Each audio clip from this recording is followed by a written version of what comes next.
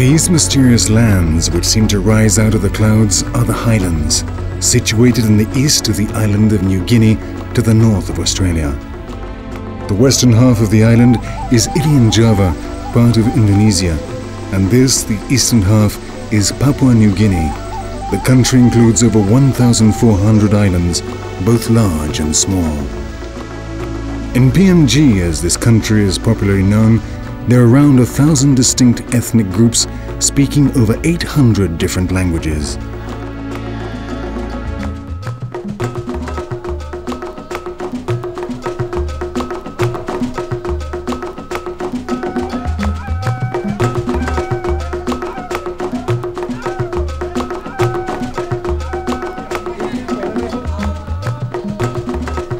The fierce nature of these tribes, the practice of cannibalism, and the fact that some groups cut off the heads of their enemies made this island a fearful place, which travelers tried to avoid.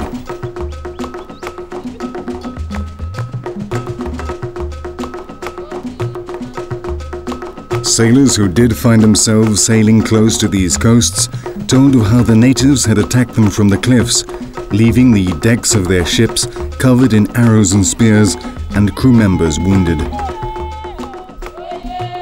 New Guinea was a remote place that no one dared approach, and so it remained unexplored for many years.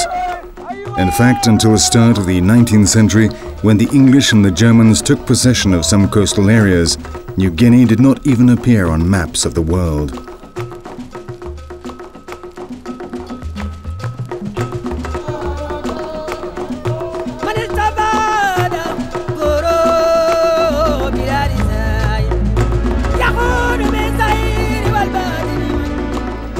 And here in the Highlands, there was no contact with the natives until the 20th century, 1930 to be precise, when Michael Leahy and Michael Dyer, searching for gold, climbed the eastern flanks and discovered 1 million people belonging to over 400 different tribes.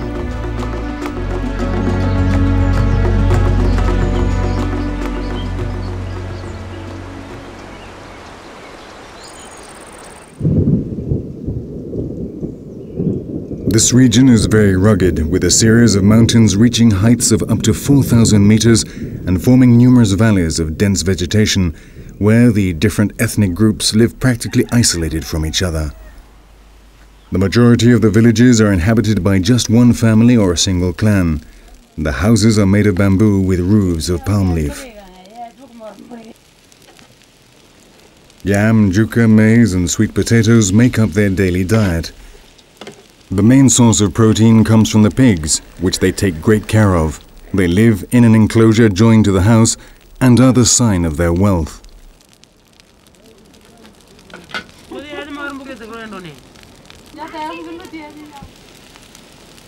The house is divided into different rooms, compartments separated by walls of woven bamboo.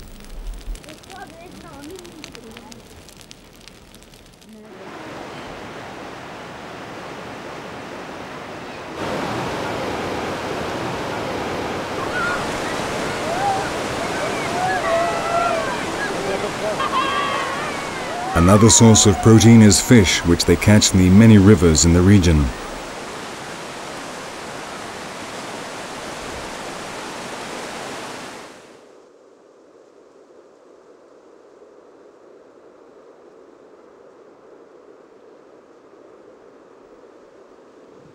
Without a doubt, the rough highland terrain and the extremely warlike nature of these tribes, always in conflict with their neighbors, have contributed to the great ethnic variety we still find today.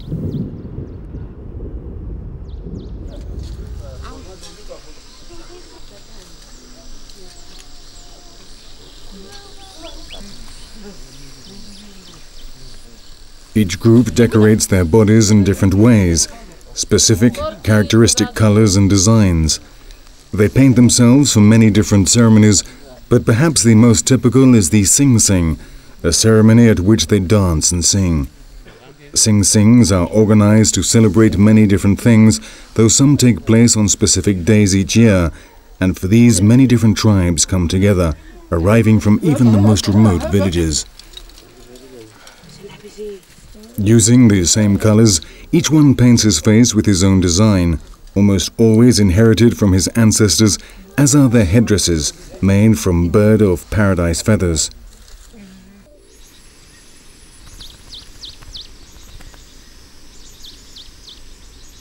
The bird of paradise is now a protected species and can only be hunted with bow and arrow before the Sing Sing.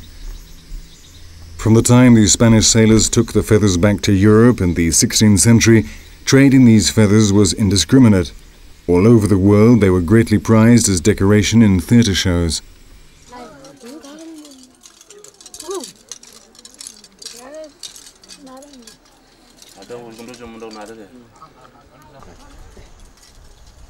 The Highlander peoples are proud and maintain their customs and traditions. Despite the daily impact of Western influence, they never miss an opportunity to show off their feathers.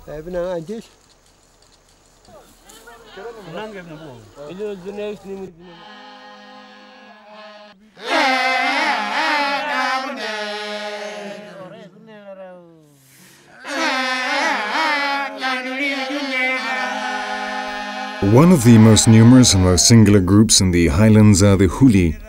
They live in the Western Highlands around the city of Chari. Their first contact with white men on Australian patrol near the river Tagali was in 1935.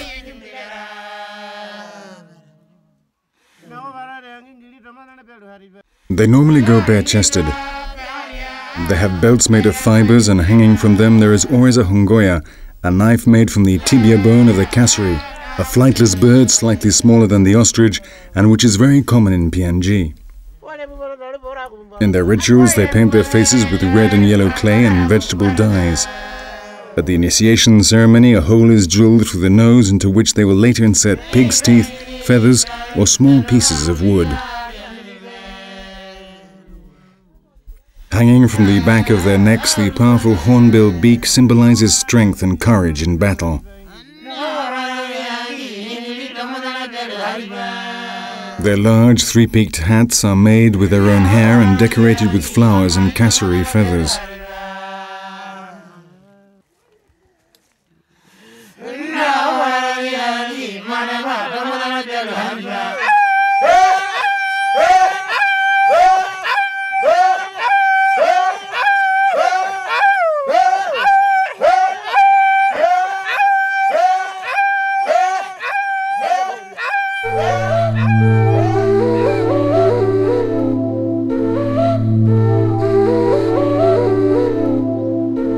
The geography of the Highlands and the constant battles between the different groups make communication very difficult. At the moment, access to the western region is impossible due to the wars among the tribes, which cause 5,000 deaths a year.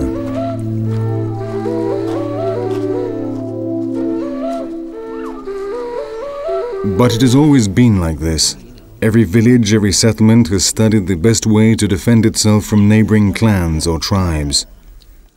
They have made the best bows, more effective spears, heavier, more solid axes and clubs, shields with which to protect themselves, systems of defense and attack, traps and ambushes.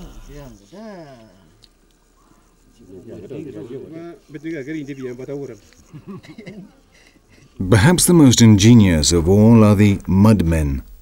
They live near Goroca along the upper reaches of the Asaro river, and hence they are also known as the Asaro.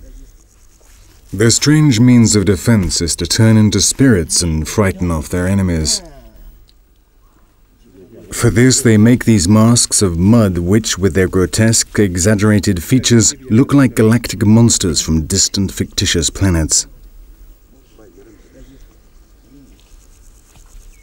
The majority of the ethnic groups in the Highlands believe in superhuman beings that live in the rivers, caves, the sky and the forests, and which intervene constantly and decisively in the lives of men. This is their religion, and they make offerings to ask for protection and to ward off misfortune.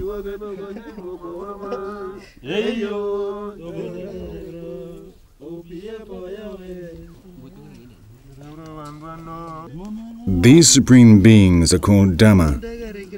Between them and humans stand the Damini, the spirits of their forefathers. There is also a third group of beings called the Tomya. who live in objects like stones, necklaces, spears, etc., and cause illnesses and misfortunes. The sorcerers can turn these forces against other people in ceremonies called puri puri, which take place at night.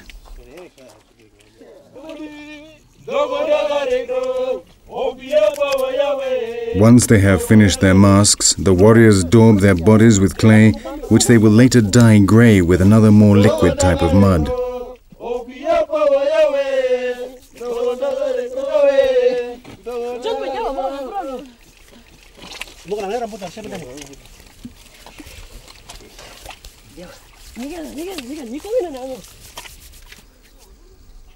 They also decorate their waists with ferns which, spread with mud, take on an ethereal appearance, making the ghostly figures look even more convincing.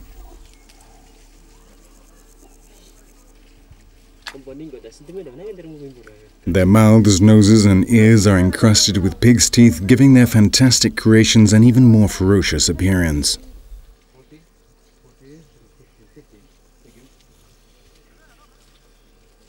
According to the legend, these methods of invoking the gods began a long time in the past. The Asaro were being hunted by the most numerous of their enemies. Many people had died, and they were waiting the final attack. Then one of the ancients, a man called Pukiro Pod, had a dream in which he saw the image of grey, terrifying spirits. That same night they made the first masks of mud. The men attached bamboo canes to their fingers like long fingernails and daubed their bodies with clay. Shortly before sunrise, in the shadows of the forest, the mud ghosts approached the enemy lines with slow, sinuous movements. When they saw them, their enemies fled, terrified, and the Asaro were saved.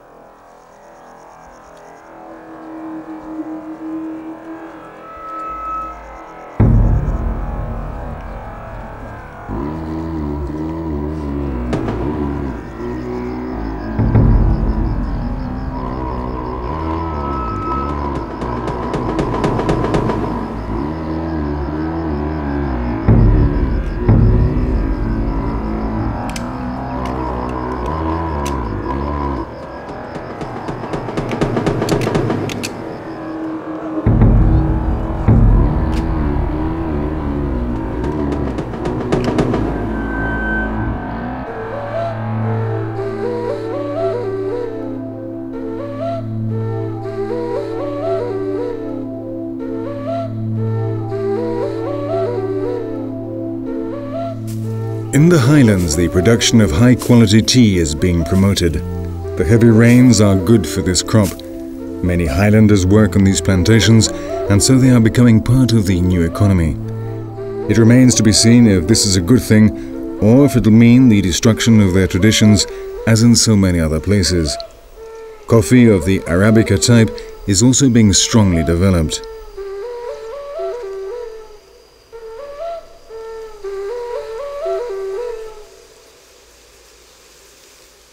Almost along the line of the equator, these highlands display a savage ferocity, chaotic landscapes which hide a sublime beauty.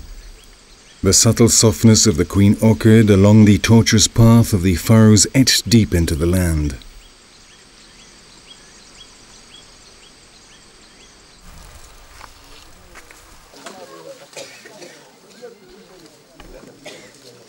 This is a country of villages and village people who communicate by using an extraordinary repetitive cry.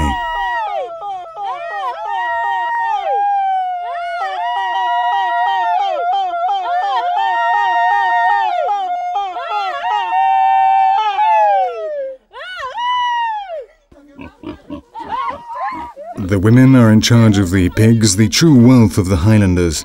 Sometimes when they are breastfeeding their young children, the women will also suckle the young pigs.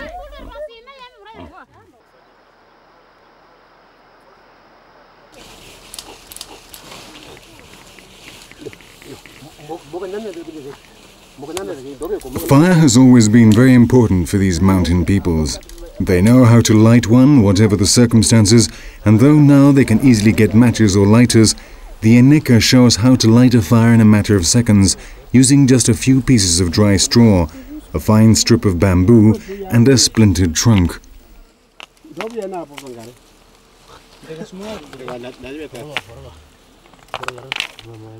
Today they have gathered together to prepare mono. This is an ancient recipe and they all take part. It is a ritual and the traditions must be strictly adhered to.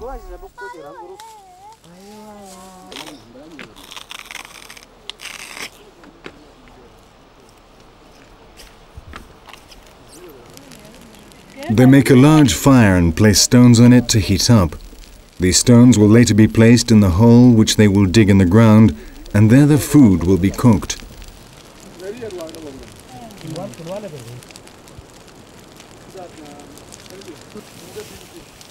Meanwhile, they get the food ready, they cut the squash, peel the yam and the sweet potatoes, clean the grim, a type of vegetable similar to spinach, and remove the leaves from the corn cobs. The monos, the main ingredient, are small sweet bananas which they scrape with a bamboo cane knife, shredding them into small pieces. Once cooked, this pulp will be of the texture of a thick sauce.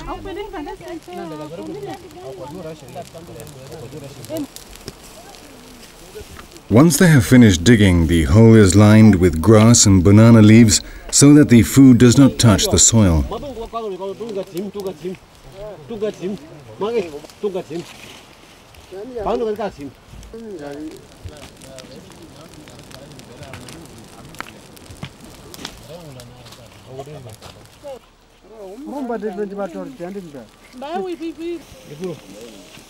Then they place the red-hot stones in layers, separated from the food with banana leaves.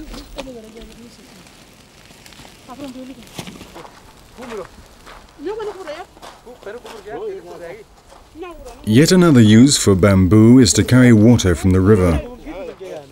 The underground oven needs enough humidity to ensure that the food will be cooked without burning the leaves.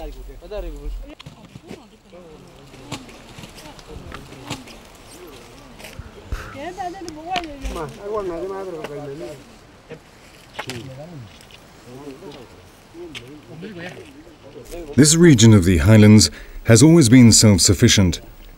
Before there was any contact with the outside world, the million natives that lived here got all the food they needed from the land. They traded among each other either by barter or using the kinas, shells of mother pearl made into crescent shapes which still today are very valuable. They wear them around their necks at the ceremonies and dances. Of lower value were the toras, circular seashells with a hole in the center, which were threaded to make necklaces. The official currency of PNG is now called the kina, divided into 100 toras.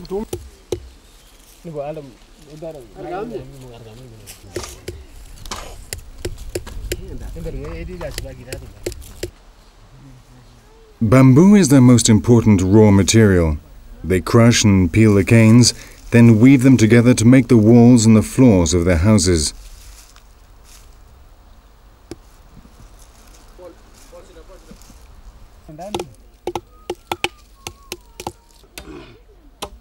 They also use bamboo to make their bows and arrows.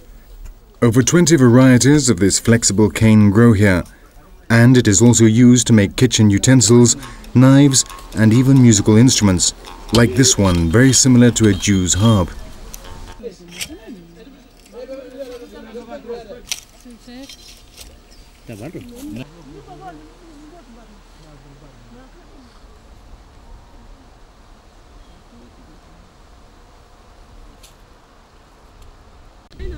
Each man takes care of his own weapons. From when they are children, they learn to make spears, bows, axes, and different types of arrows like this one with 3 tips, which is especially good for hunting birds.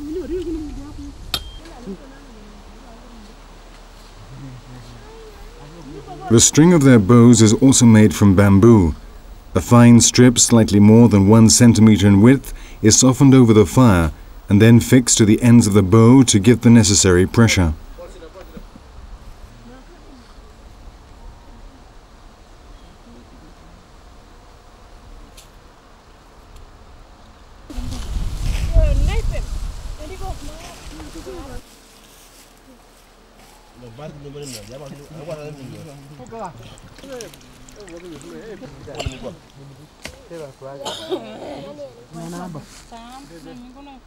2 hours later, the primitive pressure cooker has done its job.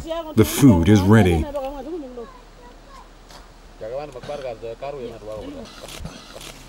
Taking care not to burn themselves on the still hot stones, they take out each layer of leaves with the different foods ready to serve.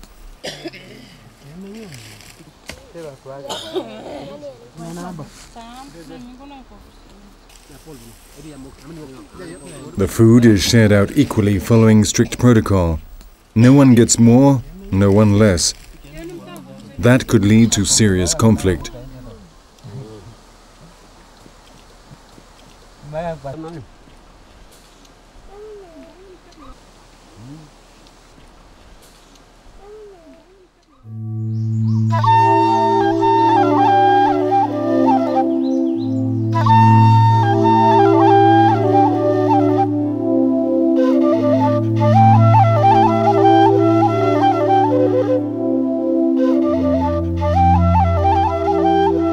We are going down the west side of the Highlands. The landscape changes dramatically. The mountains give way to enormous valleys covered in conifers and pine trees, more like the forests of the Mediterranean and not these equatorial regions of Oceania.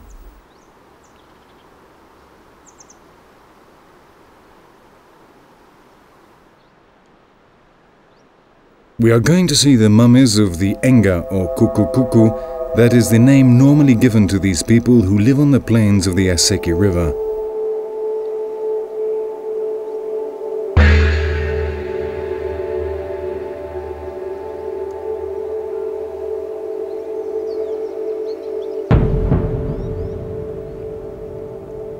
High up in the mountains, where there is no vegetation, in a natural shelter which the natives call the Sacred Rock, the Enga mummies stand silently watching over the lives of the Kukukuku.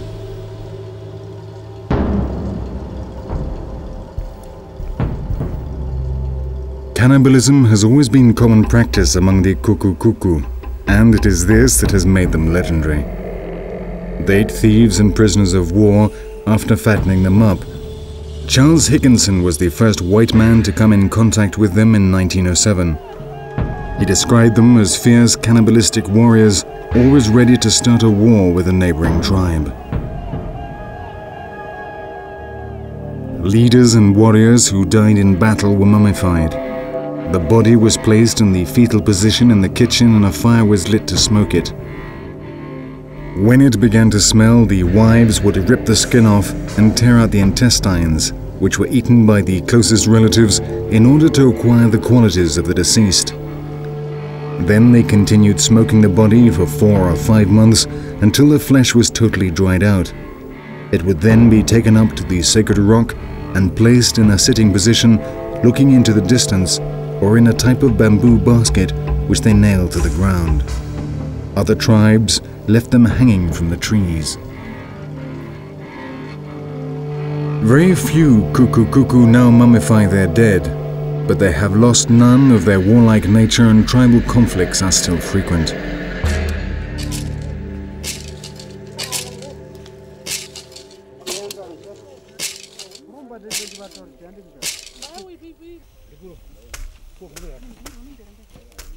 Cannibalism has almost entirely died out, though there are still isolated cases of human flesh being eaten in the most remote regions. We must understand that for these warriors just 15 or 20 years ago, cannibalism was perfectly normal.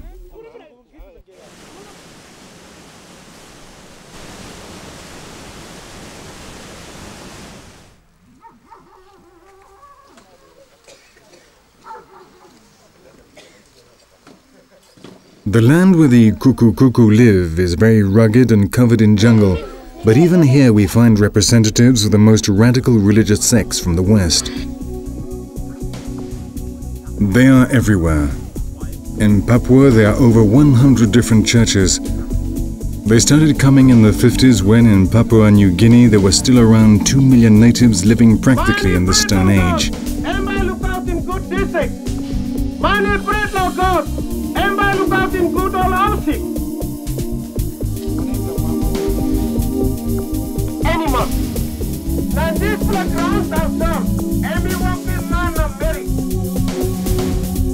This was a valuable prize. Missionaries from the different sects came with their Western beliefs and gods, frantically vying with each other to convert the heathens. Tragically, this has led to the loss of ancient customs and ways of life.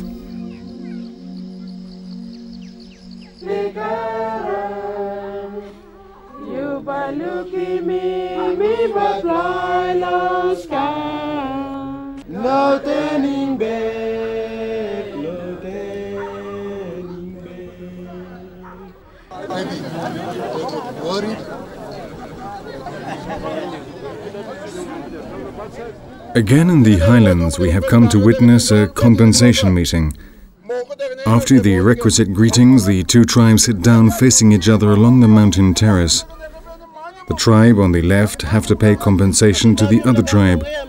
One of them killed a man from the other tribe, and they're now going to discuss how much they will have to pay his family.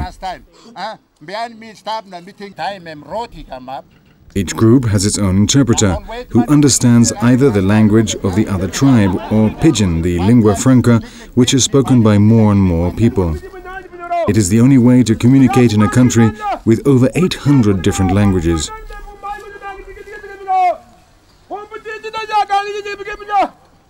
Every day across the whole country, there are meetings to decide compensation. People go to them with axes, machetes and bows. If an agreement is not reached, it might turn into a bloody fight. There are more and more deaths because in tribal battles firearms are increasingly replacing the traditional bows and spears.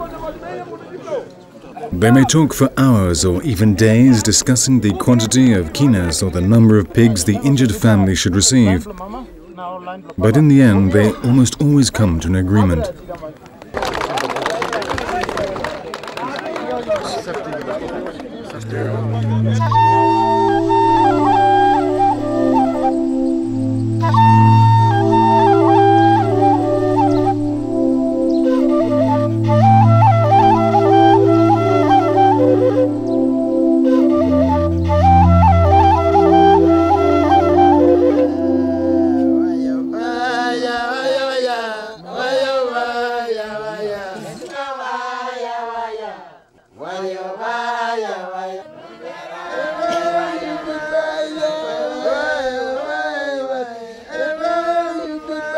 An important institution for these peoples is the Tanimet, or courting ceremony.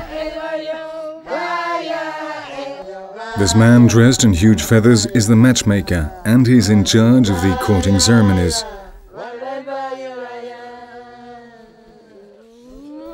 A Tanimet can last for days or weeks. The men invite the women from a different village. The Highlander culture is exogamous. It is forbidden to marry relatives, and so they have to look for wives outside their own village. Men can have as many wives as they can support, but the women can only have one husband.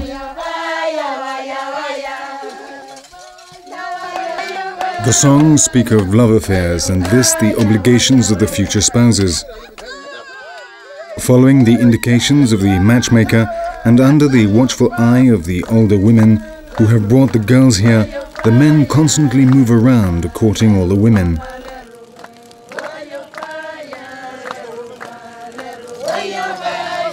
They cross their legs and take hold of each other's hands.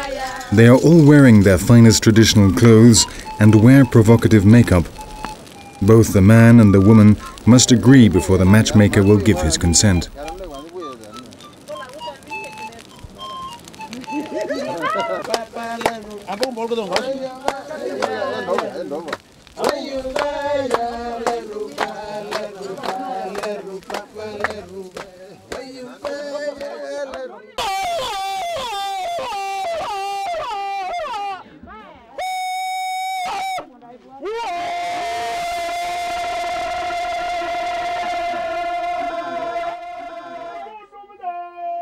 The wedding is very simple. The two families get together and the groom pays the dowry to the parents of the bride. From 15 to 30 pigs, domestic utensils, and a few kinas, which the bride will attach to her dress.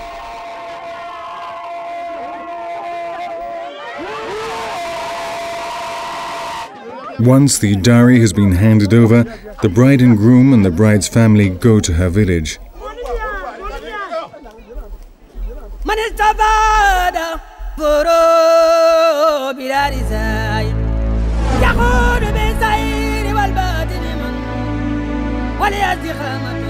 In the north of Papua New Guinea, we find a very different region to the Highlands, around the Sepik River, which flows from west to east. It is 1,126 kilometers long, and its basin covers 78,000 square kilometers.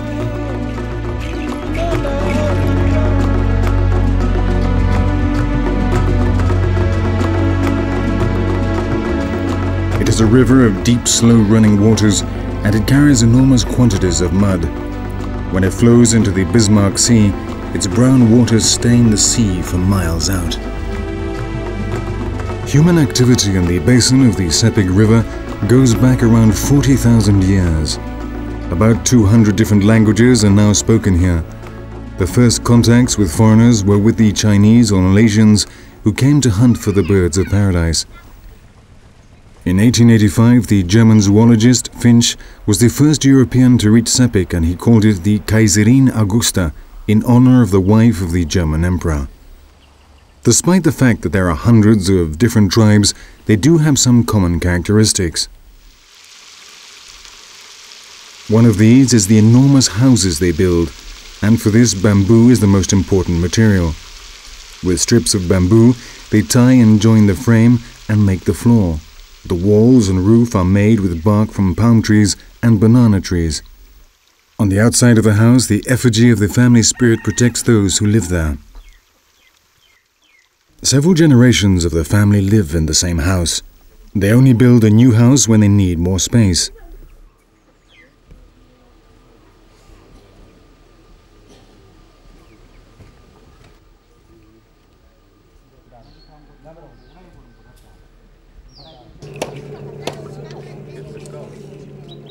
Fish is their main source of protein. The river has an enormous variety of fish.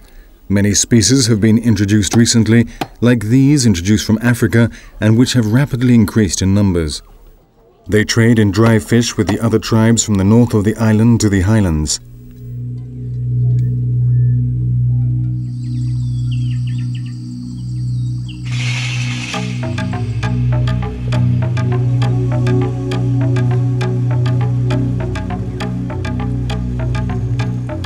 This is also the land of the crocodile men, the sacred animal of the Sepik. The spiritual life of these people is centered on the tambaran or house of the spirits. The drawings represent gods shown in their dreams and going about their daily lives. The greatest god of all is the crocodile, the king of the river. The tambaran itself is built in the shape of its powerful jaws.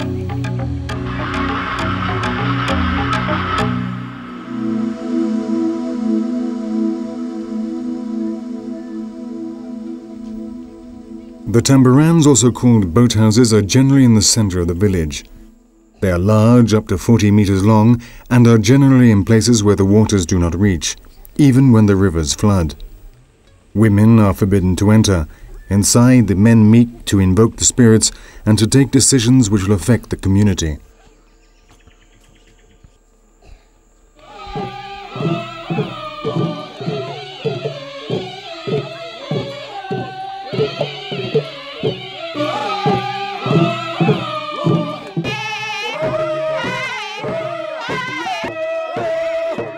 On special occasions, they get together dressed in traditional costumes and dance around the tambaran, and this way they call on the spirits that protect them.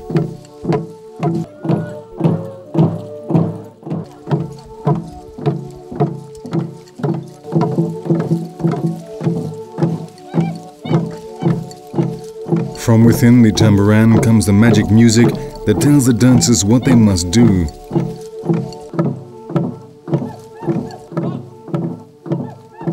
Inside the house of the spirits, the initiated beat the garamut, a kind of enormous tom-tom, and play the ritual flutes.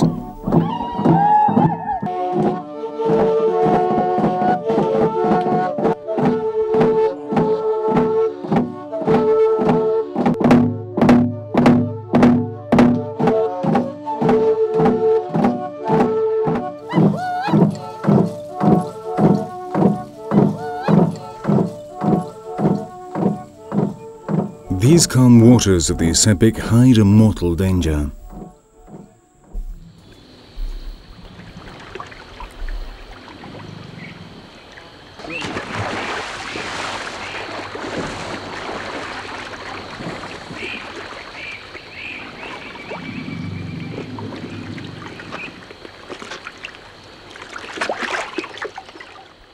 In PNG there are two species of crocodile, the New Guinea crocodile, which can be up to 4 meters long, and the marine crocodile, which is the largest crocodile in the world.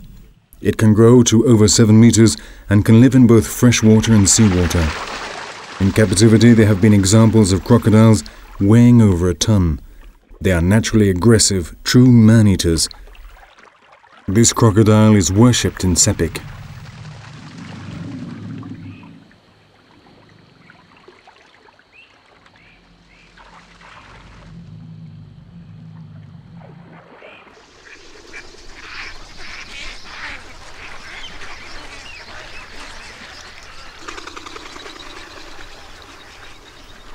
This is the best conserved region of Papua.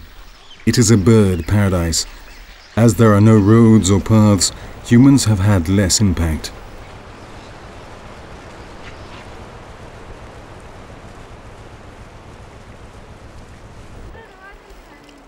Sagu, from which they make bread, is the daily food for these people.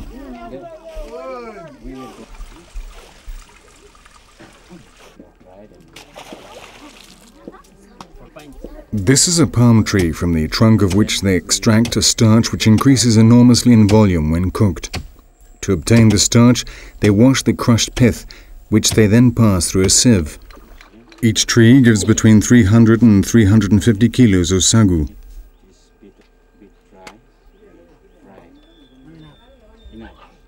When it is dry, they grate it and obtain a flour which they use to make bread.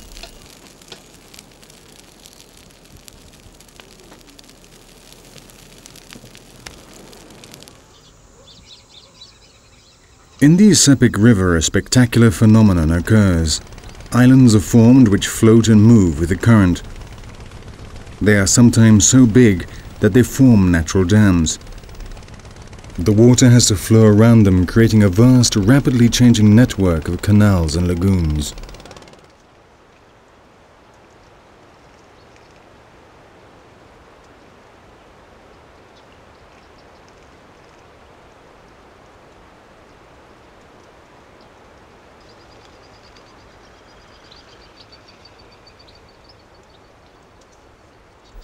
There are thousands of water hyacinths in the river, and they accumulate in the pools and lagoons, forming vast extensions where it is virtually impossible to see the water.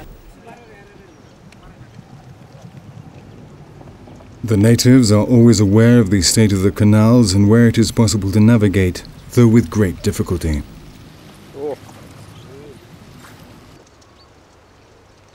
The hyacinths have large hairy roots which, crossing and intertwining, reach down into the mud of the river. They can form large solid platforms on which grasses and bushes then grow. Parts break off and become floating islands.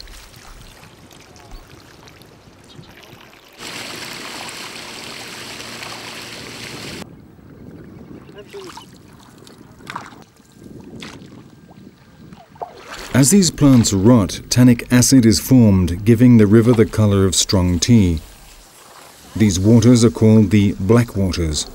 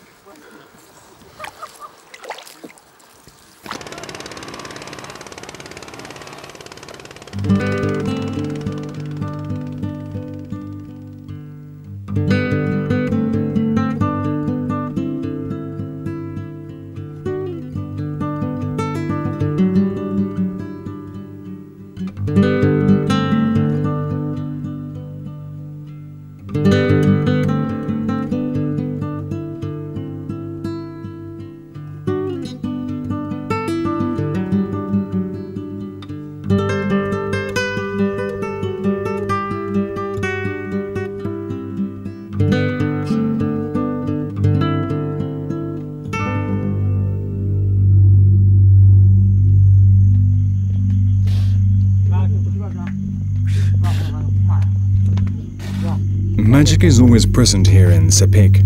Everything that happens is a direct result of the action of the spirits.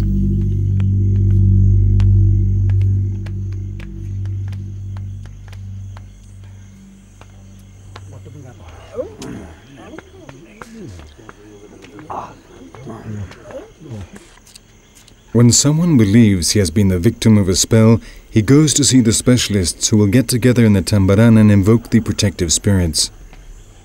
They eat large quantities of betel, a stimulant which helps them go into a trance. When the moment is right, the tonoko will cut the spell with an axe.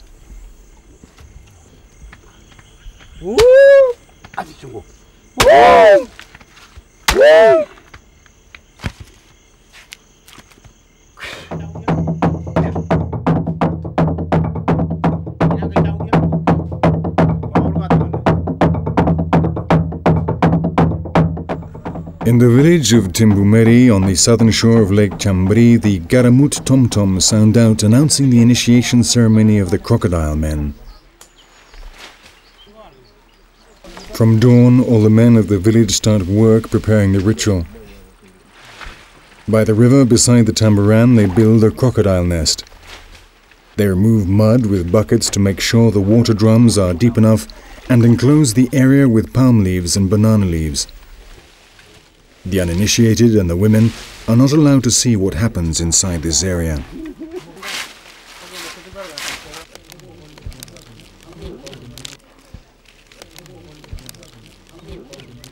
Meanwhile, the young fashion shapes from palm trees, representing the heads of these sacred reptiles.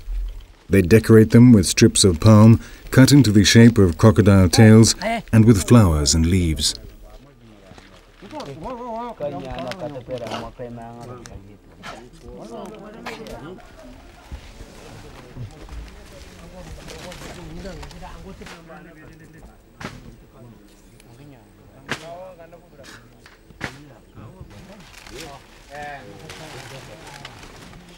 The walls of the enclosure are closely woven. From outside, no one can see what is happening inside the area which represents the heart of the spirit of the king of crocodiles.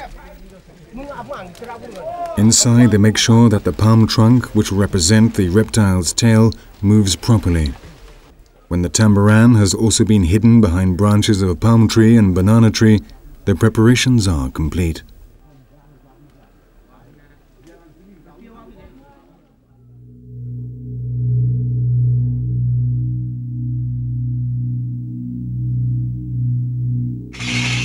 The men of these societies in Sepik subject themselves to real torture.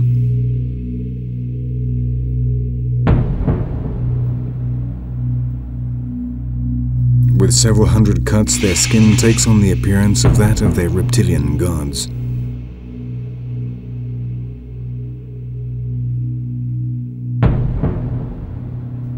The incisions around the nipples represent the eyes of the crocodile. Those on the shoulders, the torso, the upper arm and the back symbolize other parts of the crocodile's body.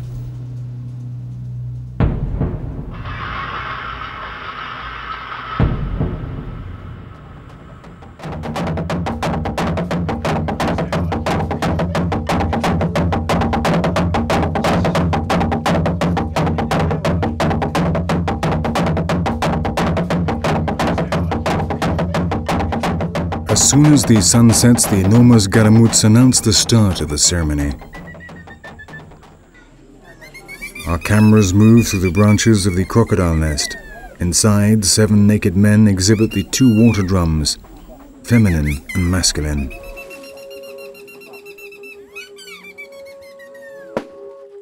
Soon the heart of the king of the crocodiles starts to beat. This sound imitates that of the powerful reptiles.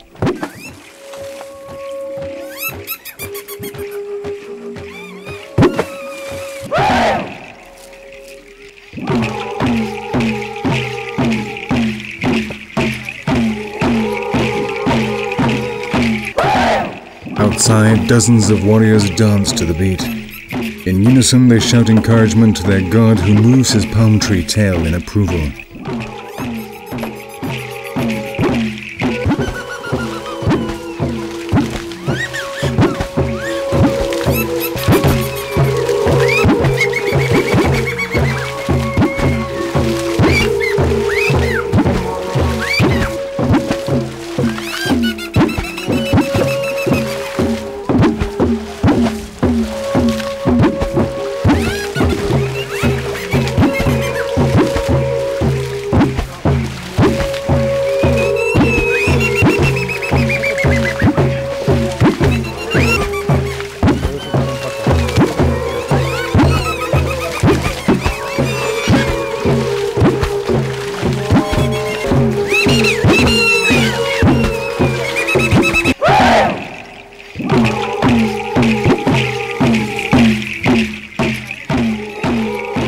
initiated always watch the performance from a distance, moved by the strange sounds they hear.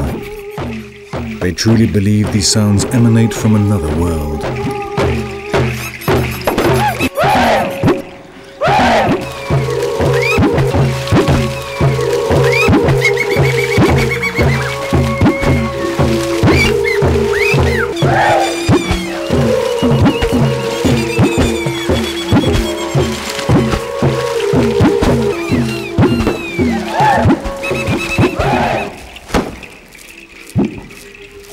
The warrior chief beats the ground with his ceremonial tail. From the nest, the water drums reply. All the elements must be coordinated so the spirit of the king of crocodiles will come and possess the initiated.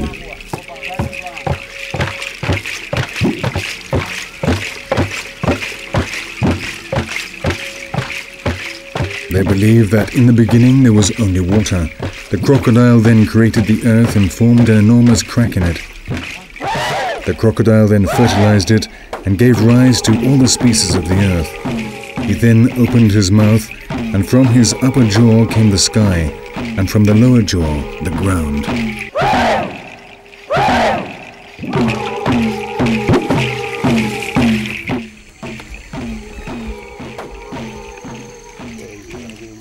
The initiate is led into the tambaran.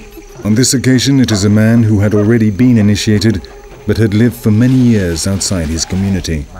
Now, by means of sacrifice, he publicly reaffirms that he belongs here and wishes to rid himself of the outside influences that have contaminated him.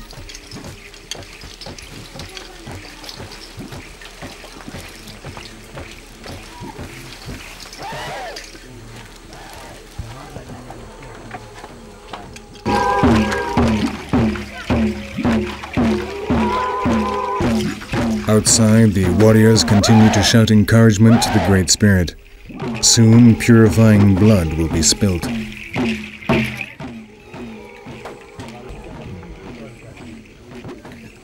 Lying on a board and aided by an acolyte, the initiate awaits the contact of the knife. He will have eaten narcotic plants which daze him and dull the pain, though on this occasion his skin will be scarred with only the final few cuts of confirmation.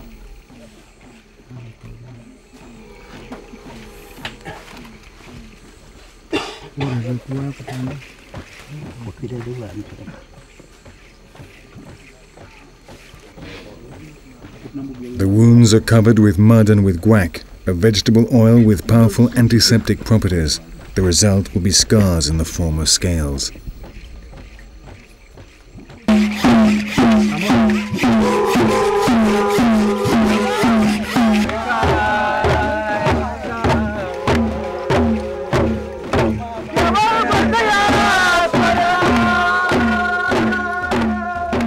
The initiate is led to the nest of the Great Spirit. He is now a crocodile man.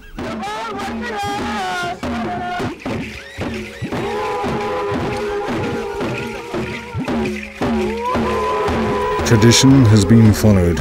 The symbiosis of man and reptile keeps alive the ancestral codes of the great river of black waters.